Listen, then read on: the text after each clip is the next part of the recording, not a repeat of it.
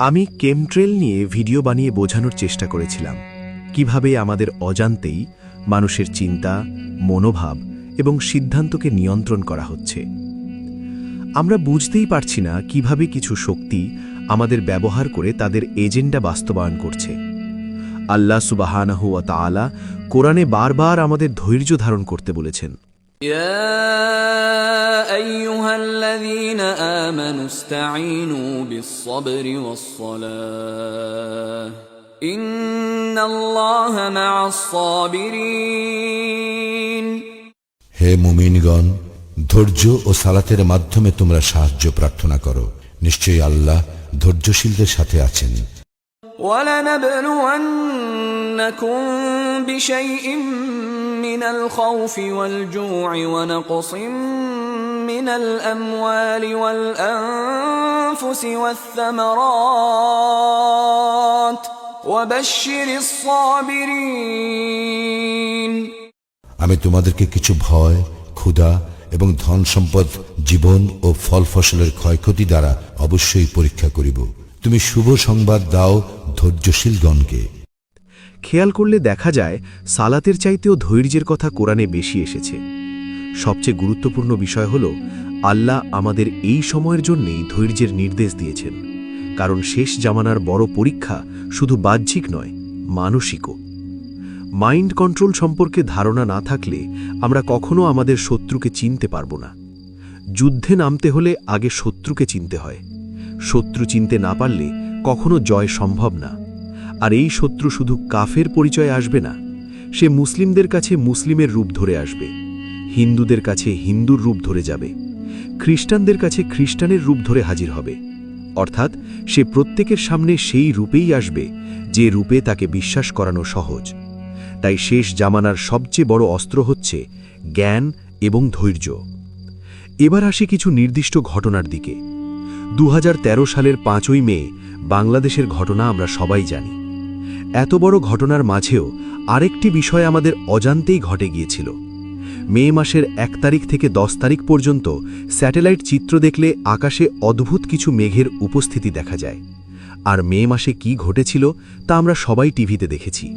এরপর দেখা যায় একই ধরনের প্যাটার্ন অন্য দেশগুলোতেও। 2020 সালের 15ই অক্টোবর কিরগিস্তানে প্রেসিডেন্ট জিনবেকভ পদত্যাগ করেন। এখন যদি 1 অক্টোবর থেকে 15ই অক্টোবর পর্যন্ত আকাশের অবস্থা দেখা হয়, সেখানে একই ধরনের মেঘের প্যাটার্ন পাওয়া যায়, যা বাংলাদেশে 2013 সালের মে মাসে দেখা গিয়েছিল। 2022 সালের 11ই জুলাই শ্রীলঙ্কার প্রেসিডেন্ট আন্দোলনের মুখে পদত্যাগ করেন। এবার যদি 1 জুলাই থেকে 11ই জুলাই পর্যন্ত স্যাটেলাইট চিত্র দেখা হয়, সেখানেও একই প্যাটার্নের মেঘ নজরে আসে। 2024 সালের 5ই আগস্ট বাংলাদেশেও একই ধরনের মেঘের প্যাটার্ন দেখা যায়। তবে এখানে আমাদের জুলাই মাসের 1 তারিখ থেকে পুরো মাসের আকাশ পর্যবেক্ষণ করতে হবে, কারণ পুরো মাস জুড়েই এই পরিস্থিতি চলমান ছিল। 2025 সালের 9ই সেপ্টেম্বর নেপালেও একই পরিস্থিতি নজরে আসে।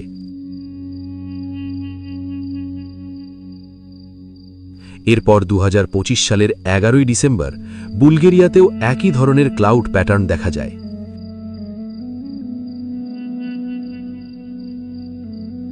এখন আসুন বর্তমান সময়ের দিকে। 31শে ডিসেম্বর 2026, অর্থাৎ এখনকার পরিস্থিতি। আমি কিছুদিন আগে 25শে ডিসেম্বর একটি ভিডিও পোস্ট করে বলেছিলাম, যদি এই একই প্যাটার্ন আবার দেখা যায়, তাহলে নির্বাচনের ঠিক আগ মুহূর্তে আবার বড় ধরনের কোনো ইভেন্ট হওয়ার সম্ভাবনা রয়েছে।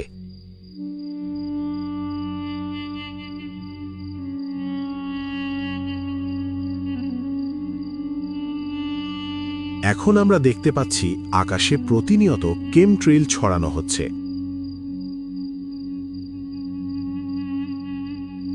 আর স্যাটেলাইট চিত্রের দিকে তাকালে বোঝা যাচ্ছে মেঘগুলো আবার জমতে শুরু করেছে। এর পাশাপাশি গতকাল থেকেই নিপাহ ভাইরাস নিয়ে পোস্টগুলো প্রচুর পরিমাণে বুস্ট করা হচ্ছে, যেন মানুষ ভয় পেয়ে আতঙ্কিত হয়ে পড়ে। আমরা যারা বিভিন্ন ফেসবুক গ্রুপে জয়েন আছি, সেখানে অনেক বট আইডিও আছে। তাদের কাজ খুব নির্দিষ্ট। হঠাৎ করে একটা ভয়ঙ্কর ভিডিও বা নিউজ গ্রুপে পোস্ট করবে। গ্রুপের সাধারণ মানুষ সেটা দেখে আতঙ্কিত হয়ে পড়বে। এরপর যখন আপনি বিষয়টা নিয়ে কনফিউশনে থাকবেন, ঠিক তখনই আরও 4-5টা বট আইডি কমেন্ট করবে। তারা বলবে, আমি ঘটনাস্থলে ছিলাম, আমার সামনে ঘটেছে, আমি নিজে দেখেছি।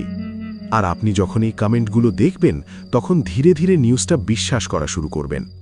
এরপর একই খবর আরও কয়েকটা গ্রুপে দেখলে আপনি 100% নিশ্চিত হয়ে যাবেন যে এটা সত্য। এইভাবেই মানুষের ব্রেনকে নিয়ন্ত্রণ করা হয়। এর থেকে বাঁচার উপায় কি? ঘটনা যেখানে ঘটেছে সেখানে পরিচিত মানুষের মাধ্যমে কনফার্ম হওয়া। আর কনফার্ম করার সময় অবশ্যই প্রশ্ন করবেন, উনি কি নিজে ঘটনাস্থল দেখে বলছেন নাকি শুধু মোবাইলে দেখে বলছেন।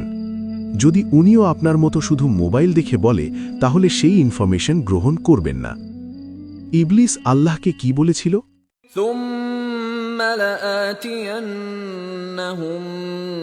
من بين أيديهم ومن خلفهم وعن أيمانهم وعن شمائلهم ولا تجد أكثرهم شاكرين।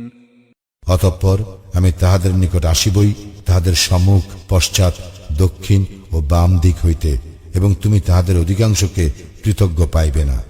ইবলিসের উদ্দেশ্য শুধু মানুষকে মেরে ফেলা নয়, কারণ যদি আপনাকে গুলি করে বা বোমা মেরে ফেলে তাহলে ইবলিসের মিশন বাস্তবায়ন হবে না। ইবলিস মানুষকে মারে অন্যভাবে, ভয় দিয়ে, বিভ্রান্তি দিয়ে, সন্দেহ দিয়ে, মিথ্যা তথ্য দিয়ে। এইভাবেই সে মানুষের মনকে ধ্বংস করে। আর আল্লাহ ইবলিসকে কি বলেছেন?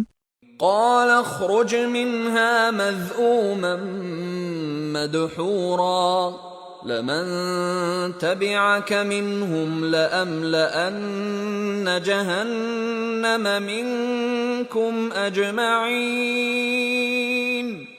তিনি বলিলেন, এই স্থান হইতে ধিক্কৃত ও বিতাড়িত অবস্থায় বাহির হইয়া যাও।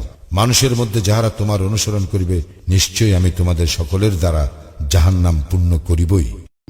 তাহলে জাহান্নাম কোথায়? আল্লাহ সুবহানাহু ওয়া তাআলা সূরা আল মুলকের 7 ও 8 নম্বর আয়াতে জাহান্নামের ভয়ঙ্কর দৃশ্যের কথা বলেছেন।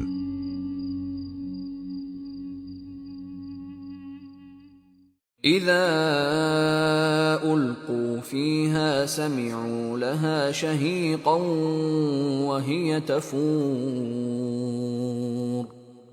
যখন উহারা তোর মধ্যে নিক্ষিপ্ত হইবে তখন উহারা জাহান্নামের বিকট শব্দ শুনিবে, আর উহা হইবে উদ্বেলিত।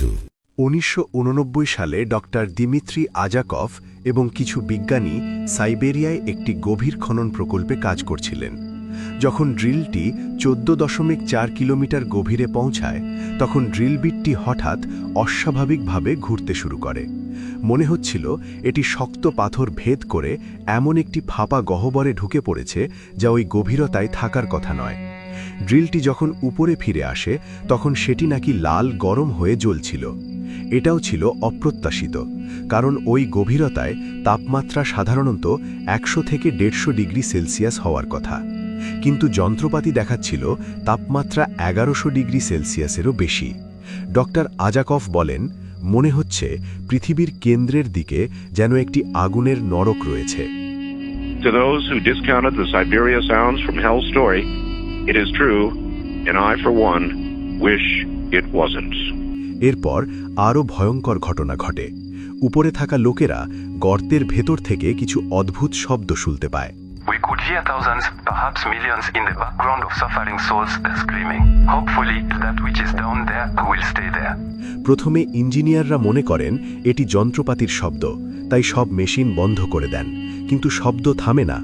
তারা ভূকম্পনের শব্দ রেকর্ড করার জন্য বিশেষ মাইক্রোফোন গর্তে নামান। সেটি উচ্চ তাপমাত্রায় কাজ করার জন্য তৈরি হলেও কয়েক সেকেন্ডের মধ্যেই অতিরিক্ত গরম হয়ে যায়। তবে ওই কয়েক সেকেন্ডেই রেকর্ড হয় এমন কিছু যা সবাইকে আতঙ্কিত করে তোলে। তারা শুনতে পায় মানুষের চিৎকার, যন্ত্রণার আর্তনাদ, যেন কেউ গভীরে কষ্ট পাচ্ছে। And I'm not going to read the full article about the 9 Mile hole. I'm not going to do it. I'm just going to read the email that I got last night along with what I received. This horrendous sound. I warn you, what you are about to hear is very disturbing indeed.